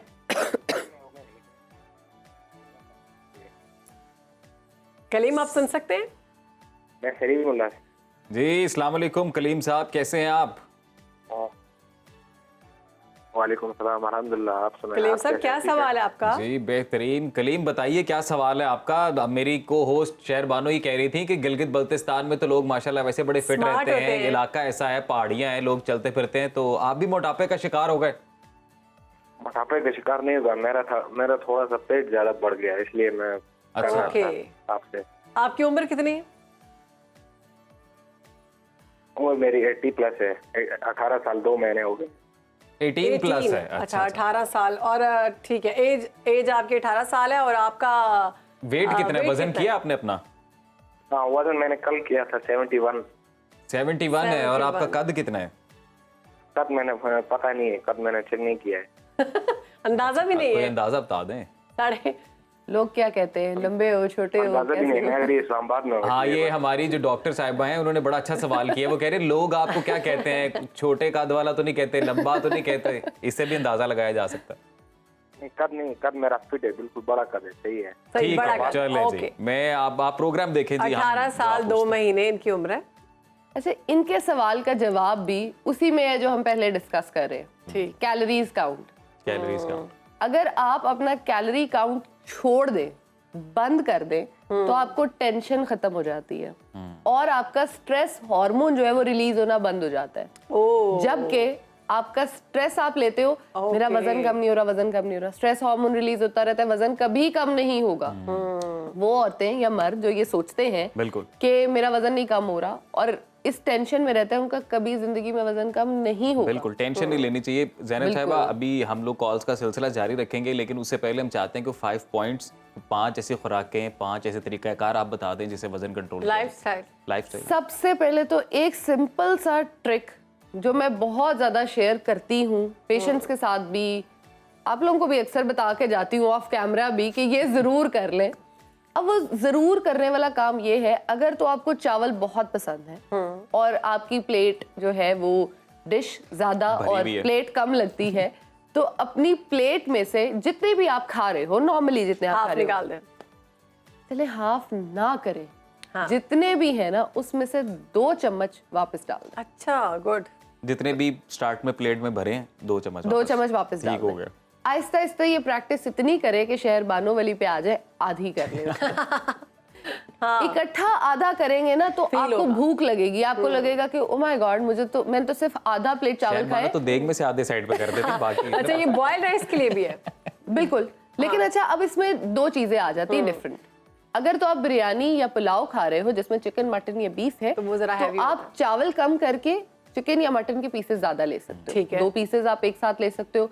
रायता जब भी लेना है उसके अंदर जीरा दही में जरूर डालकर लेना है, that will help you in your weight loss. ठीक है। नंबर 3, अपनी प्लेट में सही बात है, भूख लगी, वो पानी आ गया। प्लेट में सैलेड जरूर रखना है। Salad is very. अब गरम गरम चावल हो, मैं आपको थोड़ी और भूख लगवाती हूँ ना, गरम गरम चावल हो, ठंडा ठंडा रायता हो, सलाद हो और साथ चिकन मटन की बोटियां हो, तो मजा ही आ जाए। भारी नाश्ता हम नहीं कर सकते ज़ैनब साहिबा। अगला पॉइंट ये है, ये सब नहीं खाना।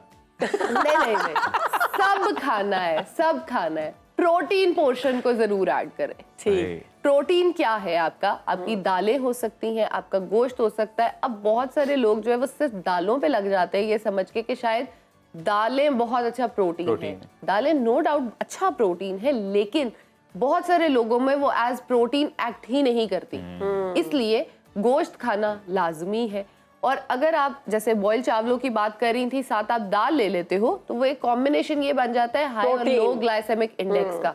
अब आपने कुछ भी खाना है ना वजन कम करने के लिए, गूगल हर इंसान के पास है, गूगल खोले, उसमें GI लिखें, GI मीन्स ग्लाइसेमिक इंडेक्स। अच्छा, आप उस फूड का नाम लिख दें, वो आपको खुद ही बता देगा इसका ग्लाइसेमिक इंडेक्स कितना है। अच्छा, अगर ग्लाइसेमिक इंडेक्स हाई है यानी ये आपको मोटा करेगा। अच्छा, ग्लाइसेमिक इंडेक्स लो है, आपका वजन कम कराएगा। ठीक है। अब बॉइल्ड चावल जो है उनका ग्लाइसेमिक इंडेक्स हाई होता है, लेकिन दालों का ग्लाइसेमिक इंडेक्स कम होता है। दोनों मिलाकर खाओगे तो नॉर्मल हो जाएगा। ठीक है, वजन नहीं अच्छा। बढ़ेगा। और इसके साथ हम अगला अगर वॉक वगैरह का कुछ बताएं आप। वॉक और एक्सरसाइज नंबर 3 पॉइंट बहुत इंपॉर्टेंट है, और अपना वो गोल सेट करें जो आप रोज कर सके।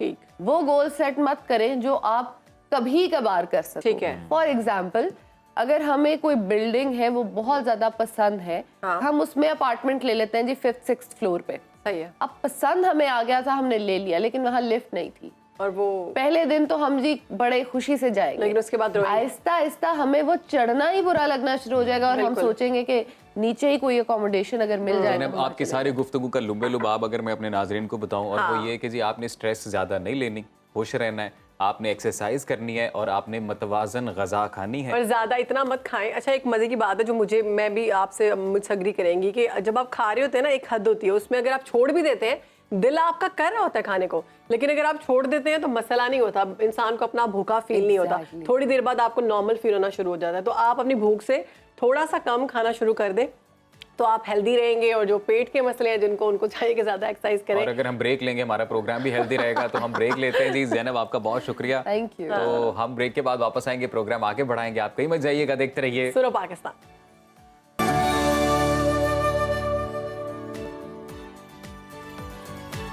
तो पाकिस्तान के नामवर गुलकार शफकत अमानत अली की आज सालगिरह है, उनको विश करते हैं। क्या बात है, क्या happy birthday to you, happy birthday to you, happy birthday dear Shafqat Amanat Ali sahab, happy birthday to you. आप जिए हज़ारों साल जी, और इसी तरह मुल्क का नाम रोशन करते रहें। शफकत अमानत अली को ना सिर्फ पाकिस्तान में बल्कि हमसाया ममालिक में भी खासी पजीराई मिली है, इंटरनेशनली बहुत पसंद किया, इंटरनेशनली बिल्कुल बैनुल अक़वामी सिंगर जी, बड़े शानदार इन्होंने गाने गाए हैं और मुझे भी बहुत पसंद है। बिल्कुल जी, आगे बढ़ते हैं तो बात करते हैं स्पोर्ट्स की। तो PSL 9 का मेला पूरी आबोताब के साथ जारी है, 6 टीमों के दरमियान बर्तरी की जंग अरूज पर है, चौकों छक्कों की बरसात है, विकेटें उड़ाई जा रही हैं, सनसनीखेज और असाब शिकन मुकाबले देखने में आ रहे हैं। जी, गुज़िश्ता रोज 2 अहम मैचेस खेले गए। पहले मैच में मुल्तान सुल्तान्स ने कोयटा ग्लैडिएटर्स को 13 रन से शिकस्त देकर इवेंट में चौथी कामयाबी हासिल की, मगर लाहौर कलंदर्स की नाकामियों का सिलसिला दराज हो गया है। कज़ाफी स्टेडियम में खेले जाने वाले मैच में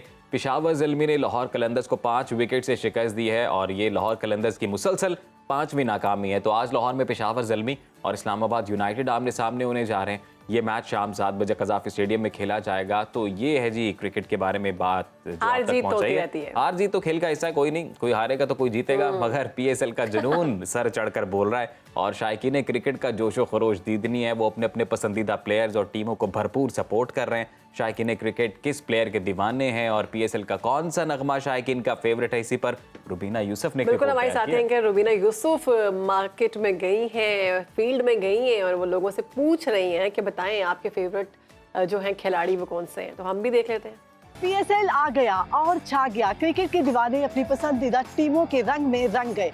कोई लाहौर कलंदर्स का दीवाना तो कोई ज़ल्मी का, कहीं ग्लैडिएटर्स का राज तो कहीं कराची किंग्स का शोर, और कहीं मुल्तान सुल्तान। आज हम लोगों से जानते हैं कि उन्हें कौन सी टीम पसंद है और कौन सा खिलाड़ी उनका पसंदीदा है, और शायकीन से ये भी जानते हैं कि PSL का कौन सा एंथम उनका फेवरेट है। So let's talk to the people.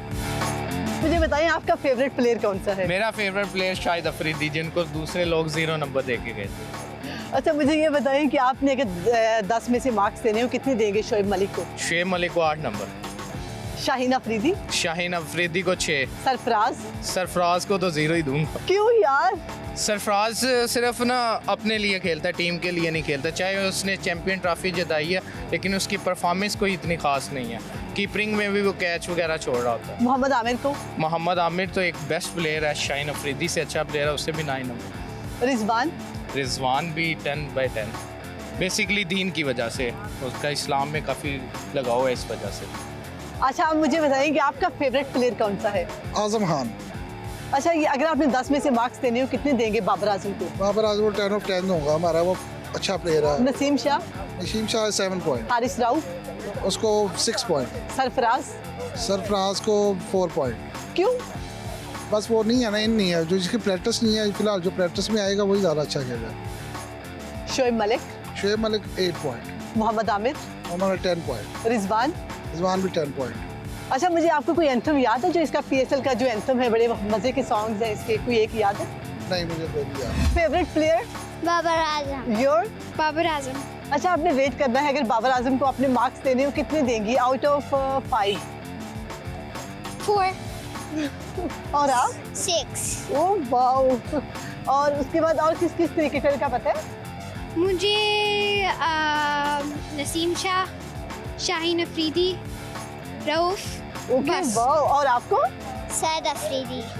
अच्छा, मुझे ये बताओ कोई एंथम याद है इनका, कोई सॉन्ग मजे का PSL का? मैं इतने ये सॉन्ग्स नहीं देखती, बस मुझे मैच देखना अच्छा लगता है। पसंदीदा प्लेयर? बाबर आजम। अच्छा, आपने रेट करना है इनको ना, आपने 10 में से कुछ मार्क्स देने हैं। रिजवान? 7। बाबर आजम? 10.5। नसीम शाह? 7। शोएब मलिक? 6 और 7। हारिस राउफ? 5। मोहम्मद आमिर? 7। अच्छा, आप कोई इसका एंथम सुनाएंगे PSL का? आपका फेवरेट एंथम कौन सा है जो आप गुनगुनाते हैं चलते फिरते? आई थिंक जो स्टार्टिंग का जो सीजन था जिसमें कहा सिटी बजेगी, आई थिंक अली जफर ने किया था। पसंदीदा प्लेयर? शाहीन अफरीदी। अच्छा, आपने मुझे ना अभी रेट करना है, इनको मार्क्स देने हैं कुछ। बाबर आजम को? 8। नसीम शाह? 5। रिजवान? 10। शोएब मलिक? 6। और उसके बाद हारिस राउफ? 4। मोहम्मद आमिर? 5।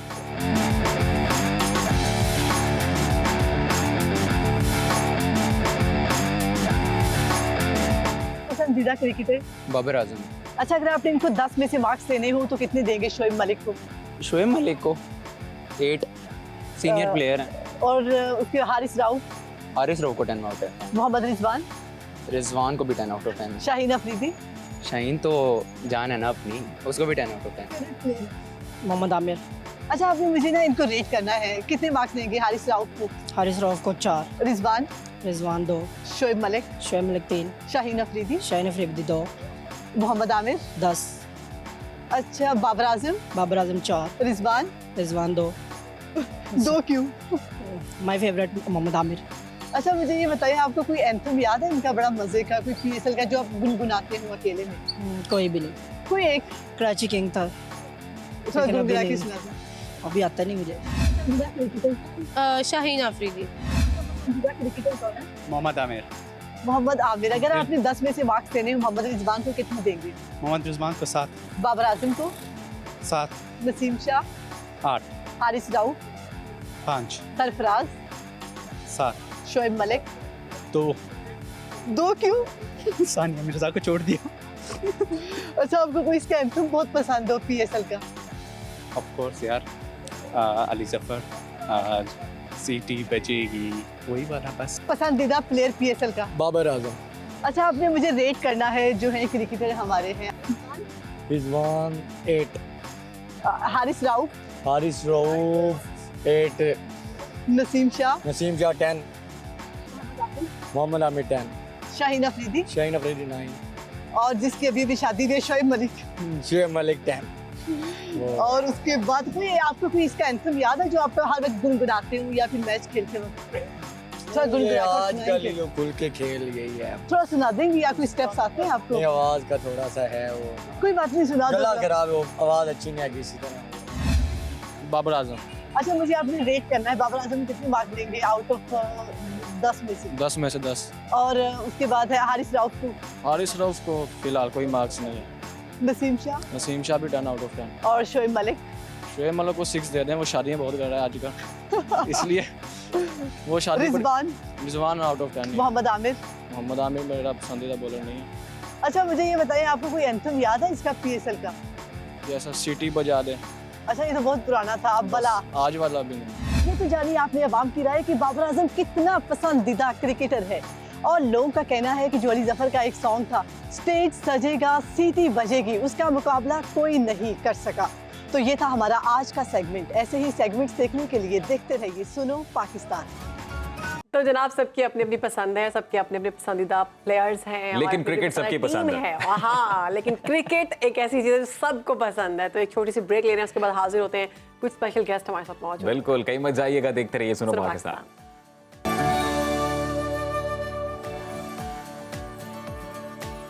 तो व्यूवर्स, हम तो अपनी हर एपिसोड में ही पाकिस्तान की खूबसूरती, इसके कुदरती हुस्न और सियाहती मकामात की बात करते हैं। तो मेरा नहीं ख्याल अब इसमें कुछ ऐड ऑन करने की ज़रूरत है शायद। अब तो सारा कुछ हम बता ही चुके हैं अपने नाज़रीन। पाकिस्तान की खूबसूरती जो है उसकी हद नहीं है। और जी बिल्कुल, और हम ये देखते हैं कि आप दुनिया के किसी भी मुल्क में चले जाएं और यहाँ पर कुदरत की जो कारीगरी आपको पाकिस्तान में मिलेगी वो आपको दुनिया में और कहीं नहीं मिलेगी। हसीन वादियाँ हैं यहाँ पर, तपते सहरा, गहरे समंदर, बर्फीली चट्टानों और वसी बियाबानों में जो खूबसूरती मिलती है वो दुनिया के किसी कोने में नहीं मिलती है। तो इसी खूबसूरती को एक्सप्लोर करने के लिए हमारे साथ बड़े खास मेहमान मौजूद हैं। बड़ा ही खूबसूरत, बड़ा ही प्यारा ये जोड़ा है जो वर्ल्ड टूर पर निकला, घूमते घूमते पाकिस्तान पहुंचा। शहरबानो बिल्कुल हमारे साथ मौजूद हैं असद और मैरी, और ये जर्मनी का एक जोड़ा है, खूबसूरत जोड़ा, जिन्होंने टूर पे निकले हैं, वर्ल्ड टूर इन्होंने करना है और बाईसाइकिल पर ये पाकिस्तान पहुंचे हैं। तो इन्हीं से पूछते हैं कितना मुश्किल स्ट्रगल था। Welcome to Suno Pakistan Mary, और बहुत शुक्रिया आपका असद साहब कि आप यहाँ पर आए। ये बताएं कि आप पाकिस्तानी हैं लेकिन आपकी परवरिश जर्मनी में हुई है, तो ये कैसे डिसाइड किया आपने कि वर्ल्ड टूर जो आप करने जा रहे हैं आप साइकिल पे करेंगे, और कितने मुश्किलात का सामना हुआ? थैंक यू, अस्सलाम वालेकुम। जी वैसे आइडिया मेरी वाइफ का था, मेरा तो कभी साइकिलिंग का शौक नहीं था, मेरे पास तो एक साइकिल भी नहीं थी पहले। लेकिन वही एक दिन आई मेरे कमरे में और मुझे कहती मेरा ख्वाब है कि मैं साइकिल चलाऊं। और मैंने उसे कहा कि मैं ऐसे छोटे मोटे काम नहीं करता, क्योंकि वो क्रोएशिया जाना चाहती थी साइकिल के साथ। तो मैंने कहा अगर कोई बड़ा काम करना हुआ तो फिर मुझे बताना। तो एक दिन वो मेरे पास वापस आई, कहती हाँ चलो सही है वर्ल्ड टूर करते हैं। मैं ज़रा परेशान हो गया कि इसने अब क्या कह दिया। लेकिन मैंने एक दफ़ा मैंने कह दिया था तो फिर मुझे निकलना ही पड़ा उसके साथ। ठीक है सर, तो अब हम यही सवाल मैरी से भी करना चाहेंगे। Mary, welcome to Suno Pakistan and welcome to Pakistan. So first of all tell us about your experience, how you find Pakistan so far, and Asad told us that it was your plan initially to travel the whole world. So was Pakistan in the list or it is just in the way? No, it's definitely not in the way, but it was on the way now. Yeah. As we've traveled, we've adjusted our route many times. Because people tell you stories, and so you think, oh, maybe I want to explore this place too. And when Asad said, oh, maybe we could go to Pakistan as well, I said, yeah, sure, why not? Yeah. We've been loving it so far. The people are so hospitable, very, very nice, like really, really friendly and curious as well. So Mary, when you arrive in Pakistan, and what cities and areas you have seen so far? Because we traveled from Baluchistan to Lahore, we've only been able to visit see Quetta and Lahore up to now. So after 3 weeks in the country, we haven't seen that much, but we really want to take some time and explore the north extensively. Mary, have you tried Pakistani food so? Yeah. Oh, a lot, every day. Can you name some? Yeah. Please. Lahori samosa, of course. Samosa. Wow. Dal roti, halwa puri. Dal roti. Ji. Halwa puri. Ji. And lassi. Okay. Some other different things. So have you tried biryani? Biryani, chicken biryani. Chicken biryani. Wow. Yes. Do you like it? Yeah, very much. And how's your stomach? It's been struggling. I have to adjust, but I really, really love the flavors. It's great. No, Pakistani food is delicious. We love the food actually. Very much. My question is, why you choose bicycle for tour? Well, I've always loved cycling from the age I was 3 years old. It was always my mode of transportation. I've always felt free and just really free on the bicycle. So when I learned on the internet that you can actually cross land borders with your bicycle and take all your stuff with you, I thought I have to try this myself. So luckily my husband agreed to come with me, and now we're on this world trip. Asad साहब, मेरी साहब ने तो मेरी साहिबा ने बड़ा अच्छी ये बात की, बड़ी अच्छी बात की। उन्होंने कहा कि वो फ्री जो है वो फ्रीडम एक जो है वो फील करना चाहती थी, सेंस ऑफ फ्रीडम के लिए उन्होंने बाईसाइकिल को चूज़ किया। तो जब उन्हें ये पता चला कि बाइसिकल पे तो बॉर्डर्स भी क्रॉस किए जा सकते हैं तो उन्होंने कहा कि चलो जी फिर वर्ल्ड टूर ही करते हैं। तो पाकिस्तानियों को भी ये सहूलत है, हम भी साइकिल पे जा सकते हैं घूमने फिरने कहीं पे भी। जर्मनी आ सकते हैं हम? ये ज़रा मुश्किल सवाल आपने किया क्योंकि हमारी तो खुशकिस्मती है कि हमारे पास जर्मन पासपोर्ट है और ये दुनिया का सबसे स्ट्रॉन्गेस्ट पासपोर्ट है, हमें आसानी से बॉर्डर क्रॉस कर सकते हैं। मेरे ख्याल से पाकिस्तानियों को ज़रा सी मुश्किलात होगी हमसे ज़्यादा। ठीक। तो असद साहब बताएं अपना ओवरऑल एक्सपीरियंस अभी तक। पहले तो मैरी ने आपको कन्विंस कर लिया, उसके बाद अब बताएं कैसा चल रहा है जर्नी? जर्नी तो बहुत ही अच्छा है, मैं एक्सप्लेन नहीं कर सकता। क्या बात है। लेकिन मुश्किलात भी काफ़ी ज़्यादा आई हैं, जैसे 1 महीने बाद हमारी साइकिलें चोरी हो गई। जब ऐसी सिचुएशन आती है तो फिर ज़रा डाउन भी फील करता है इंसान। ओके, अच्छा Mary, what's your future plans? Very big question and very broad question. Mary, what's your future plans? Future plans, maybe travel for another 2-3 years. We really don't know yet. The journey is basically open end. The plan right now, it can change again in the future. So basically, Mary believes live in a moment. Yeah, basically, yes. You really adapt to that lifestyle. Right now, we want to explore the north of Pakistan and then go into China. Yes. And then explore Central Asia and go through the Pamir Highway, which is a very famous route for cyclists, especially, and motorcyclists.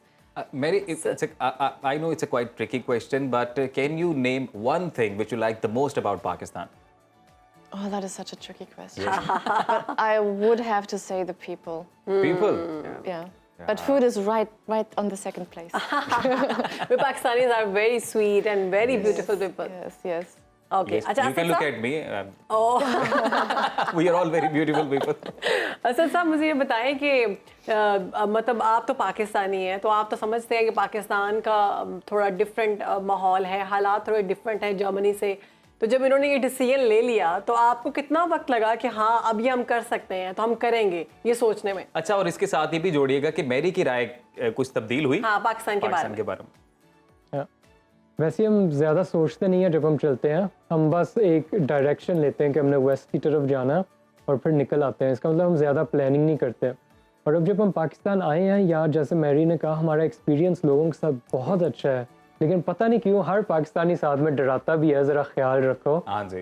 वो शुक्र है अभी तक कोई बुरा experience नहीं हुआ, लेकिन हम एंजॉय कर रहे हैं। और मगी जब हम पाकिस्तान में दाखिल हुए, उसका पहला जुमला था मुझसे कि शुक्र है अब हमें स्पाइसी खाना और चाय मिलेगी यहाँ पर, क्योंकि ईरान में वो सिर्फ नमक डालते हैं और इतना एंजॉय। जी बिल्कुल, बहुत शुक्रिया आपका Asad and Mary, specially thanks to you that you come all along to Pakistan. और हमारी बेस्ट विशेस, हमारी दुआएं आप दोनों के साथ हैं कि आप इस तरह से हंसते मुस्कुराते रहें और पाकिस्तान का नाम रोशन करें। हमें आज के प्रोग्राम से इजाज़त दें, इंशाल्लाह कल आपसे मुलाकात होगी नए प्रोग्राम में। तब तक के लिए रखिए अपना ख्याल। अल्लाह हाफ़िज़।